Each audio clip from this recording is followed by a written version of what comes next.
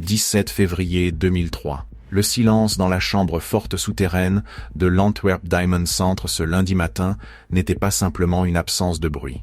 C'était le calme lourd et étouffant d'une catastrophe qui n'avait pas encore été hurlée, située 2 étages sous le niveau de la rue du quartier commercial, le plus fortifié au monde. Cette chambre avait été conçue pour être l'espace cubique le plus sécurisé de la planète. Une forteresse d'acier, de béton et d'électronique, conçue pour résister aux explosions, aux lances thermiques et à l'ingéniosité des désespérés. Vers 7h00, la routine du quartier des diamantaires, un 1000 carrés de commerce qui traite 80% des diamants bruts mondiaux, commença à s'animer. Les agents de sécurité, respectant un protocole gravé par des décennies de paranoïa et de nécessité, descendirent l'escalier jusqu'au niveau -2. Ils s'attendaient au bourdonnement de la ventilation, au clignotement des LED vertes du panneau d'alarme et à la solidité impénétrable de la porte en acier de 3 tonnes. Ce qu'ils trouvèrent défiait la physique de leur réalité. La porte massive, une merveille de métallurgie capable de résister à 12 heures de forage continu et sécurisée par une serrure aux 100 millions de combinaisons possibles, était entr'ouverte. Elle n'avait pas été explosée. Il n'y avait aucune marque de brûlure, aucun métal tordu indiquant une attaque à la lance thermique, aucun débris provenant d'une charge creuse. La porte était simplement ouverte comme sur invitation. À l'intérieur, la scène était une inversion chaotique de la fonction stérile de la chambre forte. Le sol, habituellement une étendue immaculée de carrelage blanc, était tapissé de détritus scintillants. Lingots d'or, émeraudes, perles et diamants, des millions de dollars en pierres non serties, gisaient éparpillés comme du vulgaire gravier. Des sacoches en velours étaient éventrées, leur contenu recraché à la hâte. 109 des 189 coffres avaient été forcés, leurs façades en acier repliées par une torsion mécanique violente et précise. Pourtant, au milieu de ce naufrage de richesse, le silence persistait. Aucune alarme ne sonnait. La police n'avait pas été alertée par les capteurs sismiques. Les détecteurs infrarouges n'avaient pas hurlé lorsque les intrus se déplaçaient dans l'obscurité. Les champs magnétiques n'avaient pas rompu leur fils de détente invisible. Le radar Doppler n'avait rien enregistré. Les gardes se tenaient au bord d'une scène de crime qui serait bientôt classée comme le plus grand vol de diamants de l'histoire. La valeur du butin fut estimée à plus de 100 millions de dollars, bien que le chiffre réel, obscurci par la nature secrète du commerce du diamant et le contenu non répertorié des coffres privés, ait pu être bien plus élevé, atteignant potentiellement un demi-milliard de dollars en actifs non vérifiés.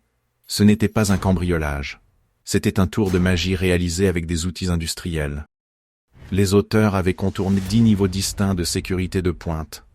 Ils étaient entrés dans le 1000 carrés le plus surveillé de la Terre, étaient descendus en son cœur et en étaient ressortis avec le PIB d'une petite nation, ne laissant derrière eux que des ordures, des boîtes vides et un mystère qui allait obséder les enquêteurs pendant des décennies. Alors que les premiers appels étaient passés au Diamond Squad, l'unité de police spécialisée dédiée au quartier, la question n'était pas seulement de savoir qui avait fait ça. Mais comment ? Comment traverse-t-on un mur de capteurs électroniques ? Comment ouvre-t-on une serrure à 100 millions de combinaisons sans le code ? La réponse, comme les équipes forensiques allaient plus tard le reconstituer, impliquait un rouleau de ruban adhésif double face, une bombe de lac bon marché, un bloc de polystyrène et un sandwich au salami à moitié mangé. Pour comprendre l'ampleur de la violation, il faut d'abord comprendre le contexte, la forteresse et l'architecte, en commençant par la géopolitique du quartier des diamantaires. Pour comprendre l'ampleur de la violation, il faut d'abord comprendre la cible. Anvers, en Belgique, n'est pas simplement une ville avec un commerce de diamants. C'est le système vasculaire de l'industrie mondiale du diamant. Le quartier des diamantaires, ou Diamantquartier, occupe un groupe serré de 3 rues Schupstraat, Oveniestraat et Rivstraat, près de la gare centrale. En 2003, ce quartier était un État souverain en matière de sécurité. À la suite d'un attentat à la bombe contre une synagogue au début des années 1980 et d'une histoire de vol à haut risque, la zone a été fortifiée selon des normes quasi militaires. Des piliers en acier rétractable bloquaient l'accès aux véhicules, créant une zone piétonne surveillée par un réseau dédié de 63 caméras de surveillance qui enregistraient chaque angle de l'espace public. La police d'Anvers maintenait une brigade spécialisée dans le diamant qui patrouillait le périmètre 24 heures sur 24, vérifiant les identités et maintenant une dissuasion visible contre le crime organisé. L'Antwerp Diamond Centre, situé au cœur de ce quartier, en était le sanctuaire. Ce n'était pas un espace de vente au détail, mais une forteresse interentreprises où les pierres brutes étaient échangées, triées et stockées. Le bâtiment lui-même était un bloc moderniste, sans prétention à l'extérieur, mais conçu pour un contrôle total à l'intérieur. Il abritait des centaines de diamantaires, dont beaucoup opéraient selon l'économie de la poignée de main propre au métier, où des millions de dollars étaient échangés sur la confiance, nécessitant un dépôt central irréprochable. Au plus profond se trouvait l'anatomie de la chambre forte, située 2 étages sous le niveau du sol. Ce n'était pas simplement une salle forte, c'était une poupée russe de mesures de sécurité, chaque couche conçue pour couvrir les vulnérabilités de la précédente. L'architecture de sécurité reposait sur le principe de redondance. Si un système échouait, un autre se déclenchait. Couche 1, le périmètre physique, signifiait que l'accès nécessitait de passer par des tourniquets en acier et des postes de garde surveillés au rez-de-chaussée. L'ascenseur menant au niveau de la chambre forte nécessitait une carte d'accès magnétique spécifique, délivrée uniquement aux locataires et au personnel autorisé. La couche 2 était la porte de la chambre forte elle-même, un mastodonte de 3 tonnes fait d'acier et de béton. Elle était sécurisée par une triade de mécanismes de verrouillage. Le premier était une serrure à combinaison, un cadran allant de 0 à 99 capable de 100 millions de permutations. Cela nécessitait un code à 4 chiffres connu seulement de quelques membres du personnel de sécurité. Le second était une serrure à clé, qui nécessitait une clé spécifique de 30 cm de long avec un panneton complexe, impossible à dupliquer par des moyens standards. La clé était conçue pour être portée par les gardes à tout moment. Enfin, un capteur sismique intégré dans la porte elle-même était réglé pour détecter les fréquences de vibrations spécifiques du forage, de la lance thermique ou des coups de masse. Couche 3. Le filet électronique assurait que même si la porte était forcée, l'intérieur de la chambre forte était une zone mortelle de capteurs conçus pour détecter tout changement environnemental. Un capteur de champ magnétique, un dispositif en 2 parties monté sur le cadre de la porte, consistait en un aimant sur la porte et un interrupteur à lame souple sur le cadre. Si le champ magnétique entre les 2 plaques était rompu par l'ouverture de la porte, l'alarme se déclenchait immédiatement. Comme la chambre forte était maintenue dans l'obscurité totale, un capteur de lumière utilisant une cellule photoélectrique surveillait le niveau de lumière ambiante. Tout afflux de lumière provenant d'une lampe de poche ou de l'ouverture de la porte déclenchait le système. Des détecteurs de chaleur infrarouge ou payeurs infrarouges passifs balayaient la pièce à la recherche de signatures thermiques. Ils fonctionnaient en détectant la différence de rayonnement infrarouge entre un corps humain et la température de fond de la pièce. De plus, un radar Doppler et des détecteurs de mouvement émettaient des micro-ondes pour détecter le déplacement de volume. En mesurant le décalage de fréquence des ondes réfléchies, l'effet Doppler, le capteur pouvait détecter un mouvement même si l'intrus était protégé thermiquement. Ce système était largement considéré comme impénétrable. Il était conçu pour vaincre la force brute, les attaques thermiques et la furtivité. Pourtant, tout système conçu par des ingénieurs fonctionne selon une logique, et la logique peut faire l'objet d'une ingénierie inversée. L'architecte de cette ingénierie inversée était Leonardo Notarbartolo. L'homme qui allait démanteler cette logique n'était pas un pirate informatique ou un agent militaire rebelle. C'était un marchand de charme venu de Turin. Leonardo Notarbartolo était un voleur de carrière né à Palerme en 1952. En 2000, il s'était imposé comme un archétype distinct dans la pègre criminelle, le gentleman cambrioleur. Il n'était pas enclin à la violence. Ses armes étaient l'ingénierie sociale, la patience et un sourire désarmant. Il comprenait que le maillon le plus faible de tout système de sécurité n'était pas la technologie, mais les gens qui l'exploitaient. 18 mois avant le braquage, Notarbartolo loua un petit bureau dans l'Antwerp Diamond Center. Il se présenta comme un diamantaire légitime et un importateur de pierres précieuses basé à Turin. Il s'habillait de costumes italiens élégants, buvait des expressos avec d'autres négociants et parlait quelques bribes de plusieurs langues. Il payait son loyer à l'heure, assistait aux réunions et s'intégra au tissu social du bâtiment. Cette location était son cheval de Troie. En louant un bureau, il recevait un avantage clé distinct, une carte d'accès électronique au bâtiment. Cette carte lui permettait d'entrer dans le bâtiment à toute heure et surtout lui donnait une raison légitime d'être près de la chambre forte. On lui attribua un coffre-fort à l'intérieur même de la chambre forte. Pendant près de 2 ans, Notarbartolo fut un fantôme dans la machine. Il visitait fréquemment la chambre forte, soi-disant pour déposer ou récupérer du stock. En réalité, il menait l'une des missions de reconnaissance les plus longues et les plus détaillées de l'histoire criminelle. Il portait un stylo spécialisé dans sa poche de poitrine. Un morceau de technologie d'espionnage qui, en 2001, était à la pointe du progrès. Le stylo contenait une caméra numérique miniaturisée capable de stocker 100 images haute résolution. Chaque fois que Notarbartolo visitait la chambre forte, il filmait. Il filmait la porte, il filmait le clavier, il filmait la disposition du plafond. Il filmait les angles spécifiques des détecteurs de mouvement. Il documentait les marques des capteurs, les horaires de rotation des gardes et l'emplacement des interrupteurs. Il construisait une carte. Mais il savait qu'il ne pouvait pas faire ce chemin seul. Il avait besoin d'une équipe de spécialistes capables de traduire sa surveillance en action. Le catalyseur de l'opération impliquait le rassemblement de l'école.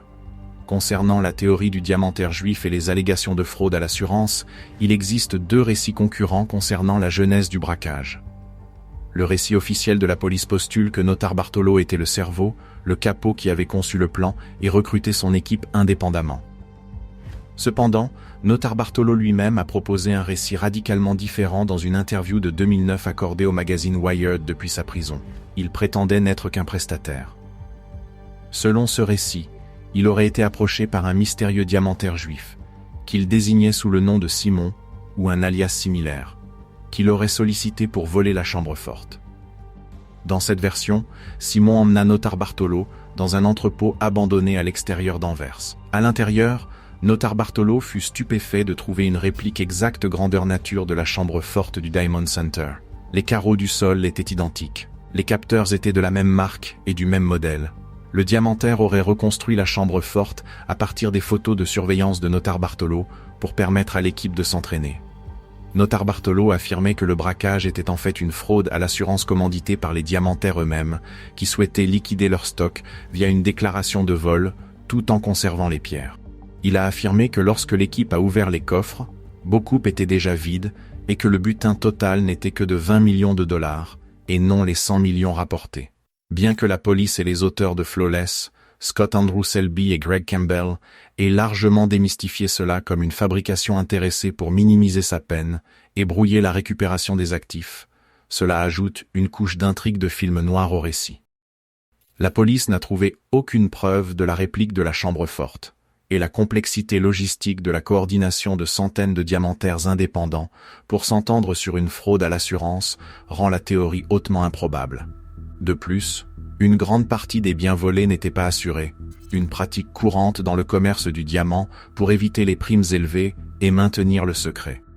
Quelle que soit l'origine, l'exécution nécessitait un ensemble de compétences spécifiques que Notarbartolo ne possédait pas, menant au recrutement de l'école de Turin, une troupe de spécialistes.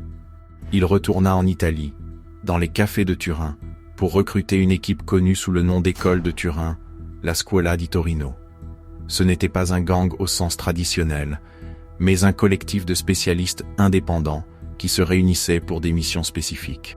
L'équipe réunie par Notarbartolo était un mécanisme analogique parfait dans un monde numérique. Chaque membre était un maître d'un métier en voie de disparition, possédant des compétences qui comblaient le fossé entre la force brute et l'ingénierie électrique. Le premier était le génie, Elio Donorio, expert en électronique et spécialiste des alarmes. Donorio était le sorcier technique de l'équipe. Son rôle était de vaincre les capteurs. Ce n'était pas un pirate informatique, c'était un manipulateur de matériel qui comprenait les propriétés physiques des circuits et des ondes. Il étudia les schémas des capteurs spécifiques identifiés sur les photos de Notarbartolo, déterminant leurs angles morts et leur sensibilité. Sa présence dans l'équipe fut confirmée plus tard par des preuves forensiques, notamment une carte de visite trouvée dans les ordures. Vint ensuite le monstre, Ferdinando Finotto, décrit comme grand, musclé et terriblement compétent. Finotto était mécanicien, crocheteur et le bras armé de l'équipe. Son surnom, le monstre, faisait référence à sa présence physique et à sa capacité à manier la machinerie lourde et le câblage complexe avec une égale compétence. Il était responsable du contournement physique des systèmes et du travail exténuant consistant à forcer les coffres. Puis il y avait le roi des clés, un homme plus âgé, non identifié, largement considéré comme l'un des plus grands faussaires de clés au monde. Son identité reste le plus grand mystère persistant du braquage. Il pouvait regarder une clé et la reproduire à la lime et au toucher. Son rôle était critique, contourner la clé physique de 30 cm qui sécurisait la porte de la chambre forte. Il reste le seul membre de l'équipe, jamais arrêté par la police. Enfin, il y avait Speedy, Pietro Tavano, un ami d'enfance de Notarbartolo. Anxieux, paranoïaque et sujet à la panique, c'était l'homme de la logistique et le chauffeur. Bien que loyal, sa fragilité psychologique, son incapacité à gérer l'immense pression de la fuite après le braquage allait s'avérer être le talon d'Achille de l'équipe. Le plan utilisait des piratages analogiques pour des serrures numériques. L'équipe passa des mois à se préparer. Les images de surveillance de Notarbartolo furent disséquées image par image. D'Onorio analysa les fiches techniques des modèles de capteurs spécifiques visibles sur les photos. Ils réalisèrent que la sécurité de la chambre forte, bien que technologiquement avancée, reposait sur la physique. Et la physique pouvait être trompée en utilisant des articles ménagers et des principes scientifiques de base. Pour résoudre le problème de la chaleur et du mouvement, ils savaient que la chambre forte était balayée par des capteurs infrarouges et Doppler. D'Onorio déduisit que les capteurs infrarouges détectaient les changements rapides de chaleur. Si un corps était protégé par un matériau à faible conductivité thermique, le capteur pourrait être aveuglé. Pour le champ magnétique, l'alarme de la porte reposait sur 2 aimants maintenant une connexion. Si les aimants pouvaient être dévissés sans rompre le champ, la porte pouvait être ouverte sans que l'alarme n'enregistre une coupure. La clé était la partie la plus difficile. La clé de 30 cm était unique. Cependant, la surveillance de Notarbartolo révéla une faille stupéfiante dans le protocole de sécurité. Les gardes laissaient souvent la clé dans une buanderie ou une antichambre près de la chambre forte, plutôt que de la porter sur eux, une complaisance née de la routine. Ils choisirent le week-end du 15 au 16 février 2003. Un match de tennis majeur, les Diamond Games avec Venus Williams, était prévu pour ce week-end, créant une distraction pour la population et la police de la ville. Le Diamond Center serait désert. 15 février 2003, samedi soir. La ville d'Anvers était sombre et froide alors que le point pivot de l'enquête commençait avec l'infiltration via la terrasse du jardin. L'école de Turin commença son approche. Ils n'entrèrent pas par la porte d'entrée. À l'aide d'une échelle, ils accédèrent à une terrasse de jardin privé attenante à l'arrière du Diamond Center. Cette terrasse était le seul angle mort du bâtiment, bien qu'elle fût toujours surveillée par un détecteur de chaleur infrarouge externe. Ici, le génie réalisa son premier tour. Il s'approcha lentement du capteur, tenant un grand bouclier artisanal en polyester. Le polyester a une conductivité thermique extrêmement faible. Il bloquait efficacement la chaleur de son corps pour le capteur. En se déplaçant progressivement, il empêcha le détecteur de mouvement, qui recherche des changements delta rapides dans la signature thermique, de se déclencher. Il atteignit le capteur et plaça le bouclier directement devant, l'aveuglant définitivement. Le capteur neutralisé, il désactiva l'alarme d'une fenêtre de balcon et l'équipe se glissa dans le bâtiment. Ils étaient à l'intérieur du périmètre. Pendant la descente vers l'antichambre, ils descendirent l'escalier jusqu'au niveau -2 de la chambre forte. Ils portaient des gants pour éviter les empreintes digitales et des protections en plastique sur leurs chaussures pour éviter de laisser des traces. Dans l'antichambre, des caméras de sécurité surveillaient la porte de la chambre forte. L'équipe recouvrit les objectifs des caméras avec des sacs en plastique noir. Pour s'assurer que les caméras sensibles à la lumière n'enregistrent pas l'obscurité soudaine comme un dysfonctionnement ou une obstruction, ils allumèrent les lumières de l'antichambre, inondant la pièce d'une clarté artificielle avant d'ensacher les objectifs, ou peut-être en les ensachant dans le noir pour simuler une panne de courant. La séquence exacte reste débattue, mais le résultat fut efficace. Les yeux du bâtiment avaient les yeux bandés. Ils atteignirent le point pivot à la porte de la chambre forte. Maintenant, ils faisaient face à l'événement principal, la porte de 3 tonnes. Ce moment nécessitait la synchronisation de mois de planification. Le premier était la combinaison ou l'œil électronique. Notarbartolo aurait capturé le code de la combinaison à l'aide d'une caméra cachée. Selon certains récits, il prétendait avoir installé une caméra miniature au-dessus de la porte de la chambre forte des mois plus tôt, diffusant les mouvements de la main du garde vers un récepteur caché dans un extincteur à proximité. Bien que les experts en sécurité aient débattu de la faisabilité de cette théorie de l'extincteur, citant la nécessité d'un effet de cage de Faraday dans l'antichambre, L'équipe avait indéniablement le code. Que ce soit par la caméra ou par simple observation de la complaisance des gardes, ils composèrent les numéros. Vint ensuite le champ magnétique et la plaque d'aluminium. C'était le chef-d'œuvre de l'opération. Le capteur magnétique se composait de 2 plaques, une sur la porte, une sur le cadre. Si elles étaient séparées, l'alarme se déclenchait. Le génie sortit un support en aluminium fait sur mesure. Il fixa du ruban adhésif double face haute résistance sur le support. Il plaça le support sur les 2 plaques magnétiques, les scotchant ensemble avant l'ouverture de la porte. Il dévissa ensuite les boulons retenant les aimants à la porte et au cadre. Lorsque la porte s'ouvrit, les aimants restèrent collés au support en aluminium, toujours face à face, maintenant le champ magnétique. Le système d'alarme pensait que la porte était toujours fermée. Enfin, la clé et l'erreur humaine entrèrent en jeu. Le roi des clés se mit au travail. Qu'il ait utilisé une clé dupliquée forgée à partir d'une analyse vidéo ou simplement récupéré la clé originale dans la buanderie où les gardes la rangeaient négligemment, la serrure tourna. Les pennes se rétractèrent. La porte massive s'ouvrit. Une fois dans le ventre de la bête, l'équipe entra dans la chambre forte. Il faisait noir complet. Concernant le capteur de lumière, dès que la lumière frapperait le capteur à l'intérieur, l'alarme sonnerait. L'équipe savait exactement où se trouvait le capteur. Travaillant dans le noir, ou utilisant peut-être une vision nocturne, un membre localisa immédiatement le capteur de lumière et le recouvrit avec du gros ruban adhésif. Pour les détecteurs de mouvement et de chaleur, utilisant l'astuce de la LAC, les capteurs de mouvement interne étaient volumétriques Doppler / micro-ondes et infrarouges. L'équipe utilisa des boîtes en polystyrène. Ils placèrent ces boîtes sur les capteurs. Le polystyrène est distinct du polyester. Il disperse les ondes radar et isole la chaleur. En enfermant les capteurs, ils créèrent une zone nulle où les capteurs croyaient que la pièce était vide et statique. Un détail crucial suggère qu'ils ont utilisé de la laque.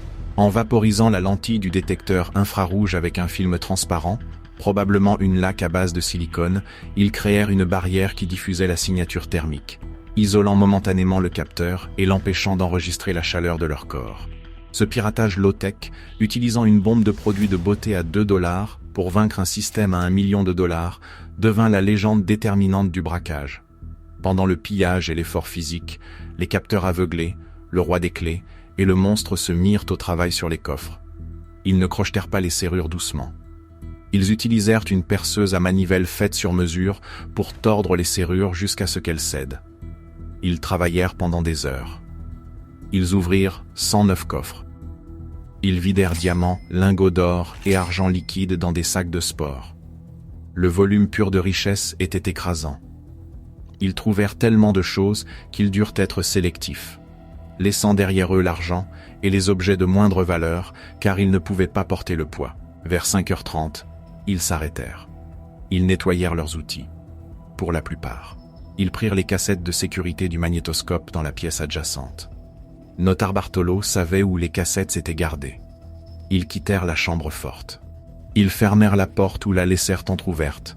Les récits varient, mais le contournement magnétique fit que l'alarme ne sonna jamais. Ils quittèrent le bâtiment par où ils étaient venus, se glissant dans l'obscurité d'avant l'aube d'Anvers. Ils avaient commis le crime parfait. L'enquête a basculé sur le sandwich au salami. L'erreur sur l'autoroute E19 s'est produite moins de 24 heures plus tard. L'équipe se sépara. Notar Bartolo resta à Anvers pour maintenir sa couverture. Les autres, menés par Speedy et le monstre, prirent la route vers l'Italie. Ils transportaient les diamants et, surtout, les sacs poubelles contenant les preuves du braquage, les bombes aérosols vides, le polystyrène, les sacs plastiques et leurs emballages alimentaires. Le plan était de brûler les ordures en France, mais Speedy Pietro Tavano perdait les pédales. Alors qu'il roulait sur l'autoroute E19 près d'une forêt à Vilvoorde, en Belgique, il subit une grave crise de panique. Il était convaincu que la police se rapprochait. Il insista pour qu'ils jettent les preuves immédiatement.